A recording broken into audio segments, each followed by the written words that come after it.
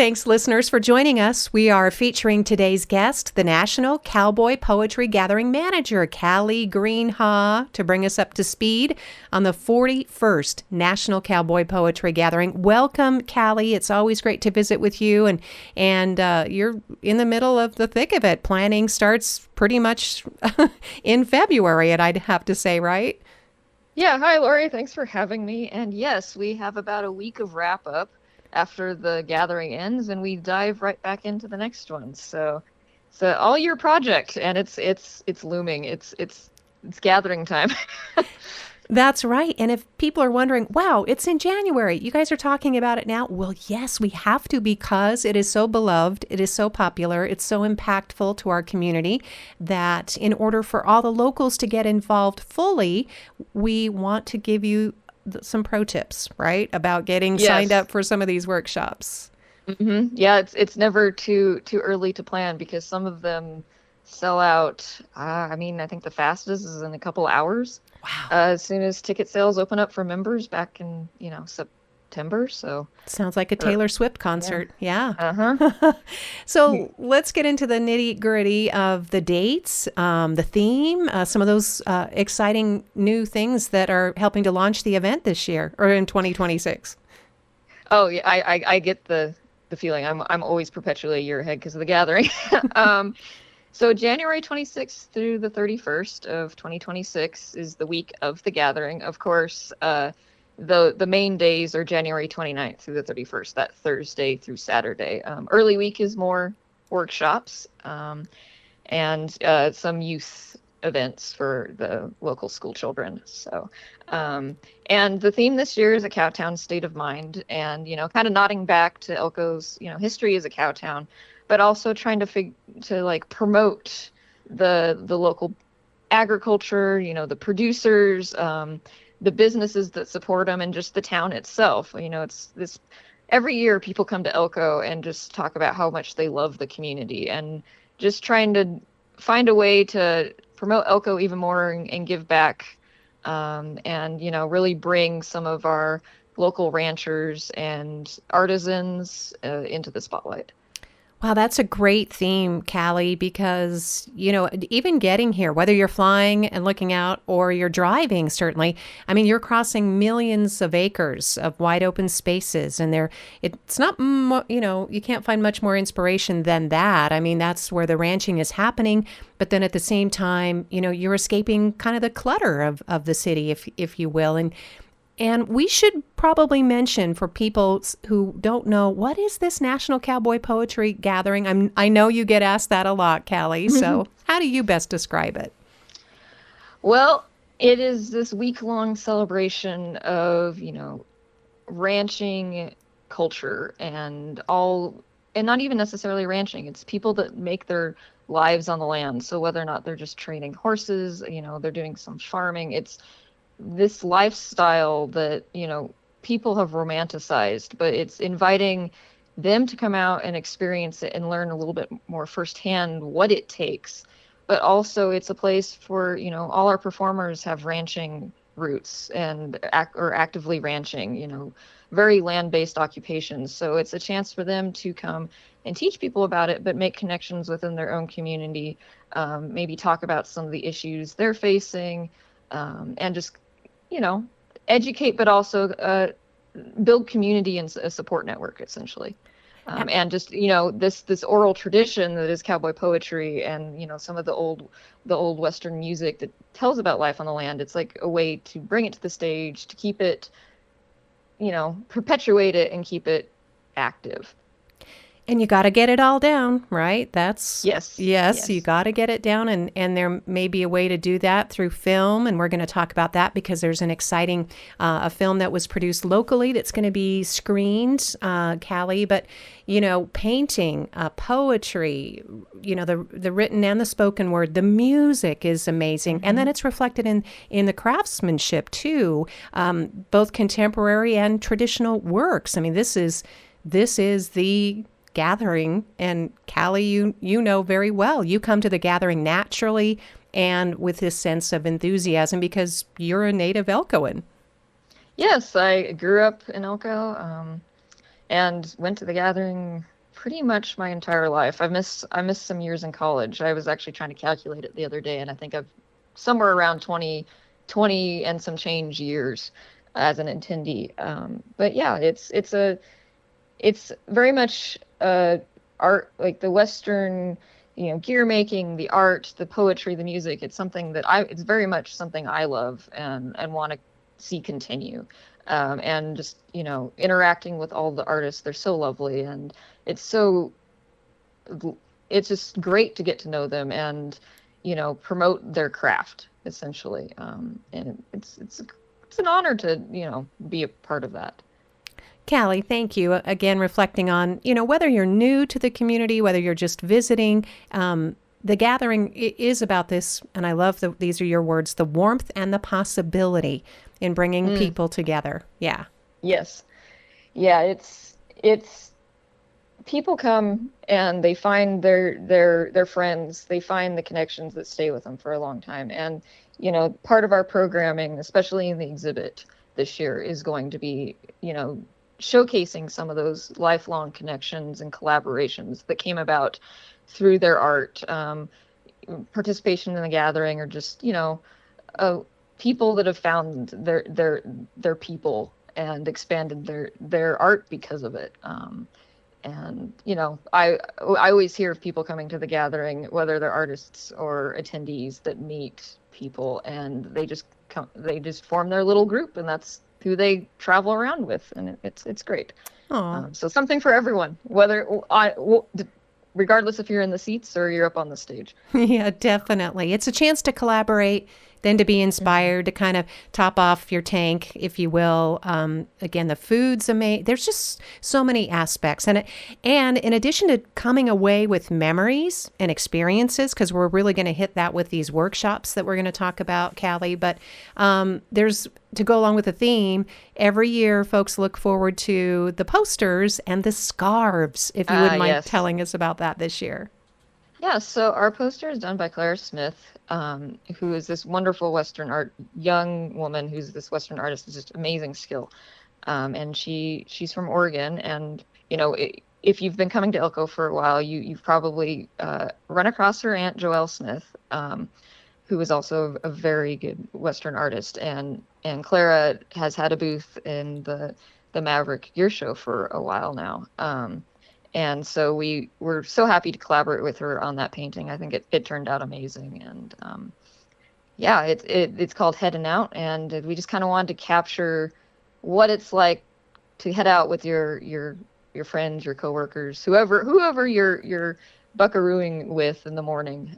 Just kind of coming up to wherever you need to go, and that sense of expectation in the morning and excitement. Very nice. And you can get those posters, if they're not out yet, should be soon at the Western Folklife Center gift shop. Yes, they're not there yet, but they'll be in time for Christmas. Oh, good. Okay. Yeah.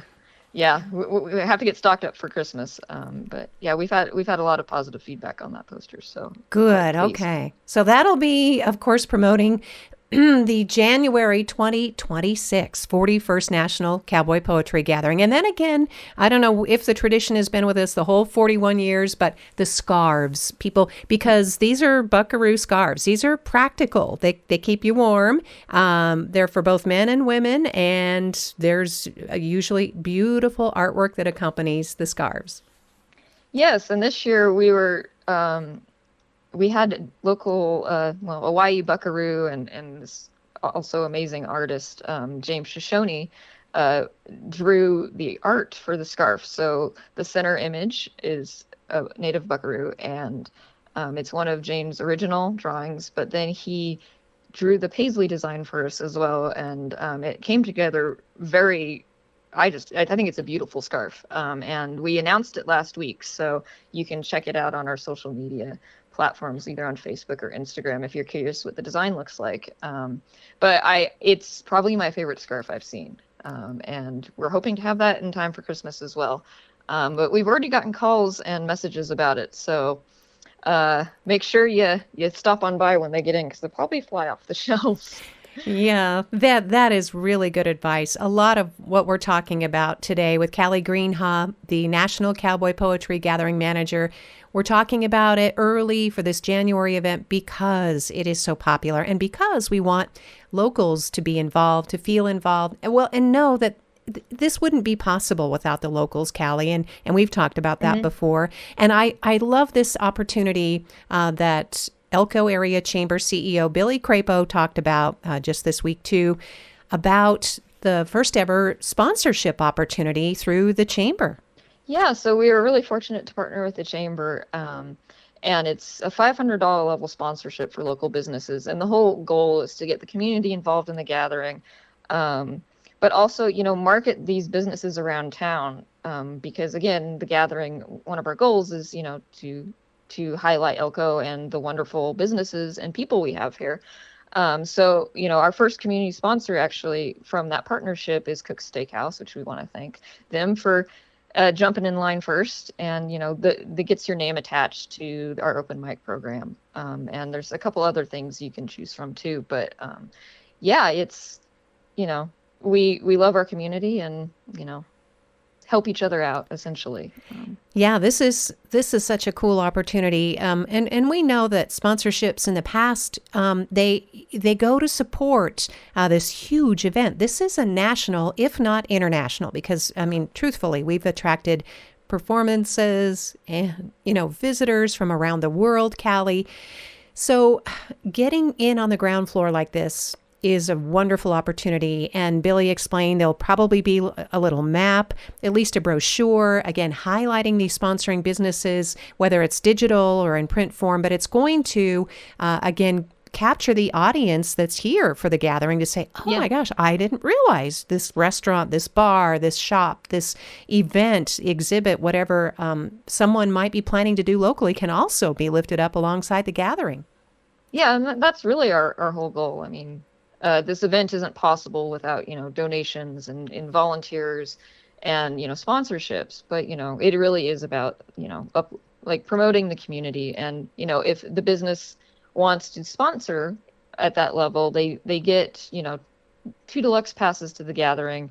They get a poster, and then of course your name attached to an event. And, having your name attached to the open mics is I think actually kind of neat, because the open mics is one of the very much loved programs at the gathering. People come to the gathering just to do the open mics. I mean, I'm sure they go to shows too while they're here, but they're just very serious about getting up on stage and sharing their craft. And it's a great program. It's fun to watch. You meet all sorts of different people.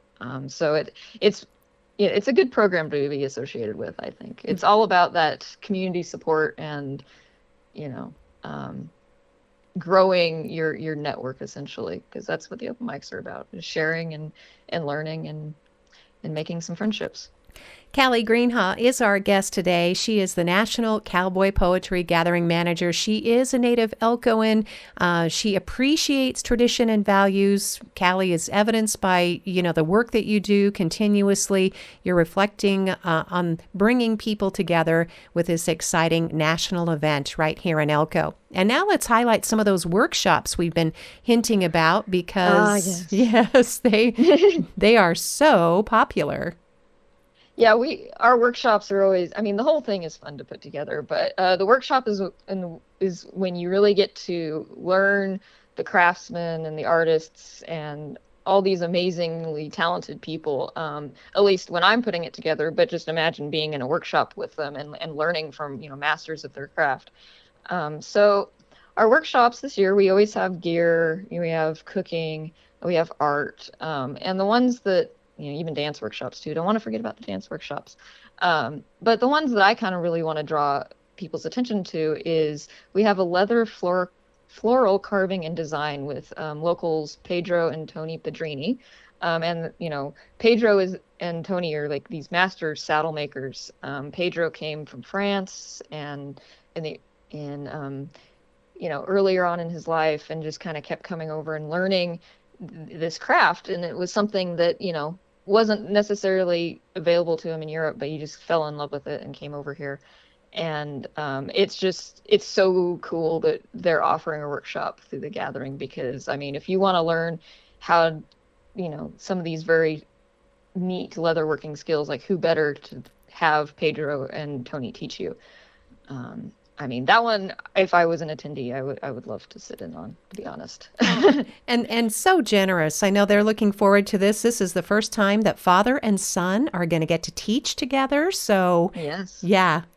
So They're so fun to talk to. So I mean, if they if you are. if you have the opportunity, like, yeah, take the course.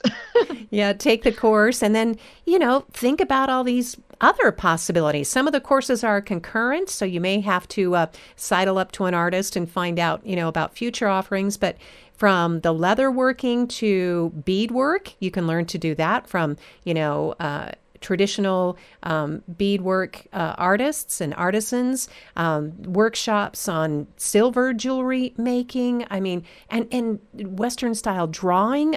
James Shoshone's going to be teaching a Yes, workshop. yes, Yeah. So and yeah. then there's the food, Callie. Oh my gosh, from Basque cheesecake to making cocktails to chorizo making. I mean, it's there. These are all online on the website, and people should go and look at them right away. Right? Oh yes. Mm. I mean, get it while you can, of course. I think, what a great place to. There's just a collection of different skills, and if you've ever had an interest like this, it's all very accessible. You don't have to have prior knowledge to do any of this. Robin Egan, who is teaching our beadworking workshop, just amazing beadworker. You may have seen some of her stuff displayed in the gallery during the gathering. James Shoshone, of course, if you love the scarf, and want to learn how to draw like James, then of course jump in James's workshop. I mean, we have a very neat opportunity to learn of the very basic skills of boot making with Morgan Buckert. You'll get a pillow out of it, so not quite boots, but like start learning the process. Bass cheesecake with Carolyn and Choch from Ogie Deli. Learn how to make Nice. delicious, delicious food.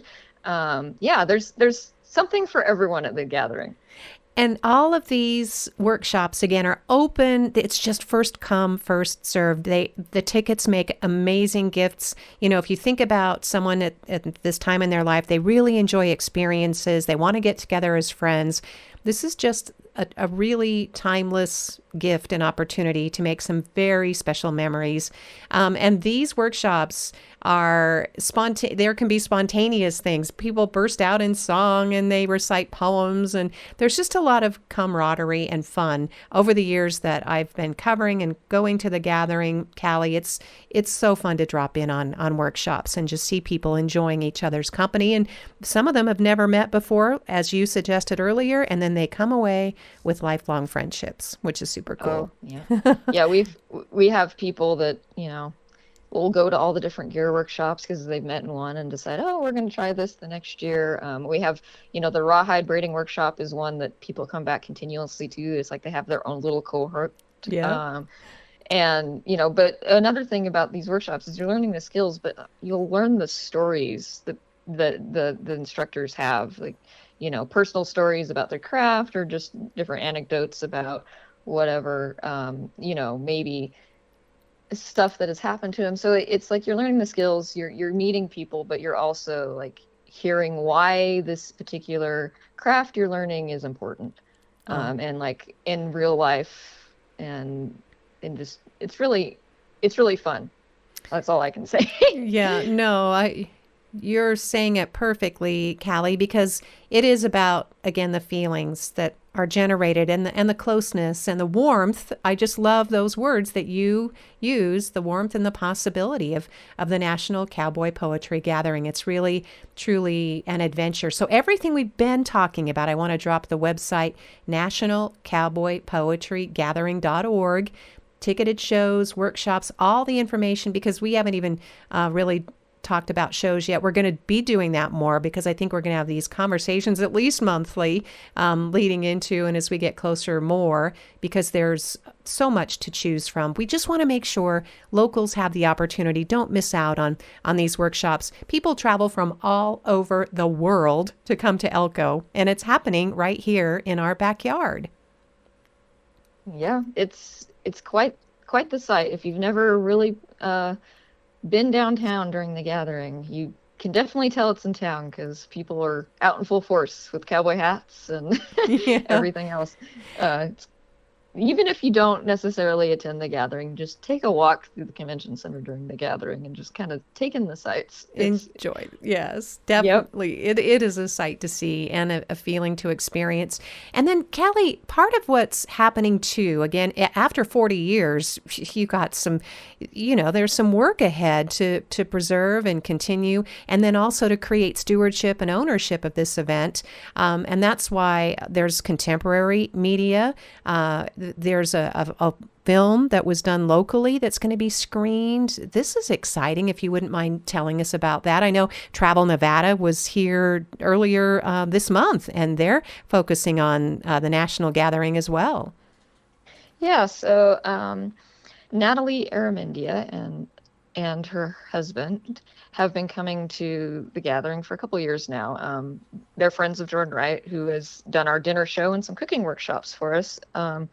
And one year they came and just kind of loved the event, but also they saw Kristen Harris, who's one of our musicians, performing, and really fell in love with her music. And just based off of all the great experiences they had at the gathering and the friendships they made, and they're coming from California, so this is and the Basque Country respectively, so this is kind of a new thing. They got inspired to make a film, and it features local businesses and is filmed out on the Wright Ranch in Tuscarora. But they came and filmed, Cowboy Joe, I think Coldwell Banker, and then of course at the Western Folklife Center, we had Kristen performing in the G3 Theater, and they filmed a dance scene. And so that film, which is basically a love story to the American West, but with particular focus on Elko, it will be premiering at the gathering this year, which we're really excited about. I've seen 30 minutes of it. I think I might be the only person who has seen any of it, and I can tell you it's fun. So I have goosebumps just thinking about it. I mean, there's so much natural beauty in on a ranch anyway, but then bringing together enthusiastic people. I know that there was choreography involved, singing. yes, It's a yes. musical, right? Isn't it? It is a musical. We should emphasize that. Yes, it's a musical. So yeah, there's some dancing, there's a lot of singing, and just very uplifting, heartwarming film, I believe. And I think it's a good way to get attention to this area and this lifestyle. I bet you could probably find, if not on YouTube or your other socials, is it called The Ranch? The Ranch, the musical, something like that, Callie? I just want to send people to it if we can. It's called A Ranch Musical, and there is a website, but I don't know if Natalie has put a trailer up yet. Okay, all right. Well, The poster is available for people to look at. nice.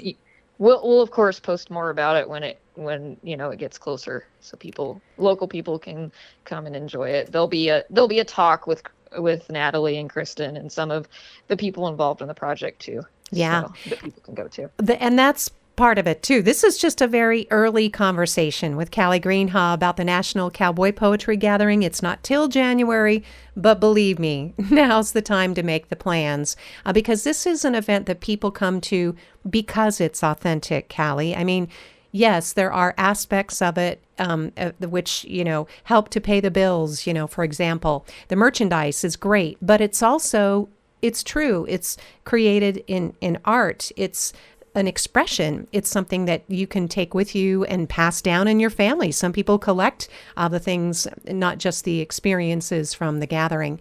But there are artists who flock here, the musicians, the writers, and now we're starting to see influencers, right, Callie? Yes. There's a bit of that. I mean, I don't particularly manage the press side of things, but we do have people that come and post about the gathering, which it's another form of advertisement for both us, but also Elko. So, yeah, and they're talking about they're talking about important things that are important to us and shedding a spotlight on it. So just changing times. Yep. Changing times, going with the flow. And ranching has been around a long time, and we're just going to keep eating beef and make sure that, and I know that there are state efforts to make sure that we get to choose beef and to process beef locally. I just toss that in there because I'm a news person, and so that's my job, is to talk about the issues important. But it's also important to know, Callie, that the National Cowboy Poetry Gathering focuses on issues. There are serious topics. Mental health and wellness was a featured topic during last year's gathering, helping each other out in this way that we're talking about, being real, about your feelings and the things that you're experiencing, whether in the ranch or in your family. And, the Folklife Center here in Elko provides that platform because our keynote speaker is going to be talking about, right, among other things, the future of the gathering. Yeah. So and before I get into our keynote, like we do really try to pay attention to what's important to, and what difficulties are being faced by our agrarian communities out there. But, so like mental health is a huge one. And we have, a show that's kind of dedicated to, discussing that and how do you deal with it. But, and then, our stewardship panels bring in some important issues and different ways that people are dealing with them. This year, I think we'll be talking about fire management and different strategies with different levels and different partners. But getting to the keynote, of course, because there's that segue in there too.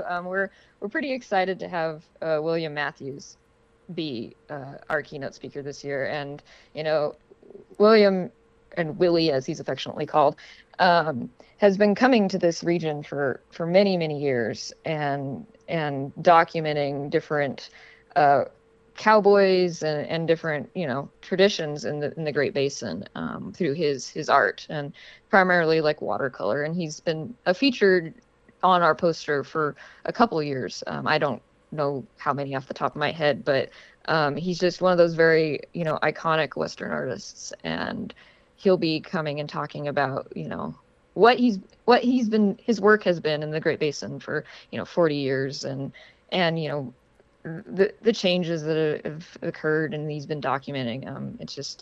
We're really fortunate to have him be speaking on it. Oh, that's wonderful news. And again, if you've not seen William Matthews' work, it's in galleries, around the world. It has been featured, certainly, on, and a lot of what he's reflecting is directly related to his experiences, again, here in Elko, and that genuine expression. So I guess the next steps, again, we're just reminding people, nationalcowboypoetrygathering.org. Get your tickets now. Don't delay. Again, the workshops and tickets make beautiful gifts. It's a way to have an experience and to connect with other people right here in Elko. So we don't want locals to miss out, certainly, Callie. But there's always the future to consider, and that's why we need more local people, more younger people, right? I mean, the dances are so popular even. Yeah, and that's always been part of our efforts, is how do we continue? We have, for 40 years, we have had amazing lineups, but, they're starting to get older, and how do we find the young people that are interested in cowboy poetry and music and are getting started, and then how do we get them on our stages and promote them and basically, promote them as artists, but also continue events like cowboy poetry gatherings, and identifying them through social media. I was thinking, when we're chuckling about the influencers, but social media plays a huge role in finding and identifying some of these people, and making sure this continues for another 40 years. But how do we get young attendees in? And the dances are certainly a part of it, and younger artists attract younger crowds, but and how do we provide those experiences is always a thing we consider. This year we moved the Saturday night dance to Dowling Hall, in a part to provide kind of more of a venue that young people will be attracted to, but also to bring that business downtown Saturday night. So people are in that downtown corridor and across Elko can kind of join in on the festivities and profit from it. Oh, that's perfect, Callie. You're going to help our community celebrate the RDA's downtown sidewalk renovation, which is so much Oh more than yes. sidewalks. I know. It's going to be so festive and beautiful downtown for the national gathering. That was very timely now that you mention it. Yeah. And again, thanks to the Pioneer Hotel, which this is the Folklife Center itself is headquartered in the historic Pioneer Hotel. There are amenities and attractions, the G3 Bar Theater, the gift shop, but it's an important historic location, and I think a lot of people feel stewardship. So by supporting the gathering, you can support the preservation of that building and the use of it. It's not in mothballs. It's going to need it's going to need some work going forward. Yeah, it's a great building, and there's some exciting plans for it, and to continue the preservation and make it a kind of a draw. Well, to be continued. So Yes, keep the lights on for us at the historic Pioneer Hotel. We love all those bright lit lamps and the atmosphere and the fun that you're helping to generate for us, Callie. We really appreciate the work you're doing. We're going to check in with you more often because the national gathering is an amazing opportunity, and we don't want anyone to miss out. We want to make sure we spread the word as far and wide as possible. So thank you for being available today. Well, thank you, Lori. It's always fun to come chat with you.